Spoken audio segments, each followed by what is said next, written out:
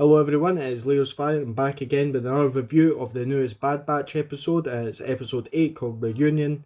I'll just give you my opinions and my views on the full episode and the little things that I picked up and see what you think. Right, so to start off, we see Crosshair going to Rampart and the Prime Minister, and it's clear to see that Crosshair has found out where the Bad Batch is and also where the views of the Empire lies in the Kaminoans and their disagreeing opinions.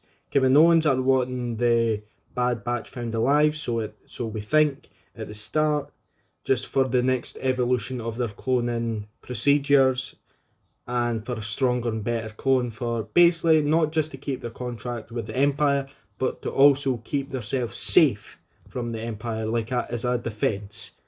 But we see Rampart doesn't care less about Bad Batch or Omega or even the Kaminoans really. It is just the Empire's needs. He's saying, kill them, get rid of them. Crosshair says, fine. And this, just to start off with, this is 5 episodes before we get to see Crosshair again after the Replacements episode, which was episode 3. That it's just far too long. We waited for so much to happen in the last episode. We waited for Rex so long, and it's basically asked about the Kaminoans and if they sent the bounty hunters after Omega, Fennec Shand. A conversation between Lama Sue and the female Kaminoan doctor, who I've forgot her name if I'm honest. And it's clear to see that really it is Kamino that is sending the bounty hunters after Omega. And the Lama Su says, right, we'll basically send another one, and we later find out who that is later on. Then it gets cut to the Bad Batch, and we see bomb disposal training with Omega and Wrecker. We can clearly see that Omega's stepping up real life training and real life dangers, so she has to be trained in those dangers as well, but be kept safe because it's a smoke bomb instead of a bomb. And we get to see that Wrecker Omega bond as well, like, because Wrecker's the most kid-like out of the Bad Batch. He's like a teddy bear, if you'd like to call him that. And you can see the differences in the thinking of some of the Bad Batch. They're not just clones. They've actually all got personalities. Echo saying that we should have left with Rex. Hunter saying that there's so much money to be made here that they're getting desperate. They need to pay off Sid's, just to pay off Sid back from all the stuff that they need to pay Sid, instead of being hanging on to leverage that Sid has.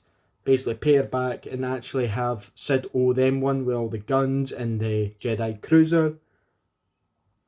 And we get to see that Fennec has been hired of Kamino, and it's the bounty hunters who are doing this, like, searching for Omega and hunting.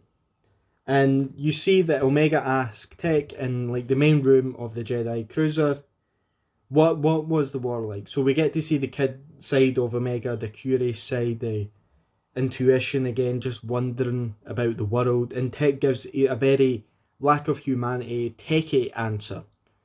Just that it was a big war, fought on multiple fronts, multiple worlds, and that was it. He doesn't give any kind of humanity answer. And that's quite cool to see. Just, they are not all clones, they have different personalities, but some of them have less of a humanity. And you can see that Bad Batch are desperate for money as well. And Crosshair catches up with them in his clone, like, unit. And Crosshair catches them off guard, corners them. And you actually have Omega and Hunter try and talk him out of it, saying it's the chip. But I don't understand that, because the chip actually confuses the clones. It gives them orders, it makes them robots. So talking to them like that shouldn't work. And if it does work at some point, that kind of takes away from every other chip that it's worked on the other clones. Just like Rex couldn't talk Jesse, I think it's Jesse out of it, in Clone Wars Season 7, which just feels weird to me. It's It's one rule for these clones and a different rule for these, like the Crosshair. It's strange. It makes it strange for me. So try to talk him out of it, saying, "Oh, it was the chip." Omega says, "Remember what I told you in the prison. It's not your fault. It's all the chip." And it's just really strange to see. And right at the end, they blow up. They get trapped in the ion engine of the Jedi cruiser. Crosshair tells them to turn it on, and basically the Bad Batch sets bombs all around the premise of the engine. It basically cuts off half the engine, so they're safe from the ion engine itself, but they do fall from the debris. Crosshair gets hit with the ion engine like power. He starts basically burning up a little bit, as we can see, and it's basically a scramble to get to the ship for the Bad Batch. And we see that the Crosshair or the unit can't get in touch with the people who are guarding the Bad Batch ship, and no one knows who. It's not Scrappers, it's not the Empire, so people are wondering. And we find out walks Cad Bane. The big part of the episode is Cad Bane overshadows Crosshair's surprise, big moment as well in the series. His second, basically in five episodes, his second showing. Cad Bane comes in there at the end, basically blows it out the water. It's kind of like a Darth Vader in Fallen Order, but for clones, just for the normal, no Jedi or that. And it's basically, you can see it's basically confirmed that it is Kim and Owens sending out bounty hunters. And Cad Bane is alive. We know there should be a showdown between Cad Bane and Boba Fett. Possibly we could see that. Maybe Boba Fett actually teaming up with Bad Batch, because maybe he doesn't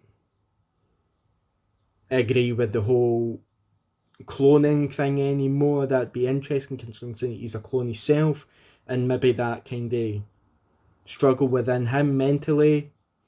He seems like he's in the Clone Wars. He does seem like quite an angry kid, but he also doesn't want to hurt anybody just for the sake of being bad. So we get to see that. We might get to see that happen, where supposedly Boba Fett kills Cad Bane to announce to the full galaxy that he is the #1 bounty hunter. We might see that. We might see a grown up Boba Fett.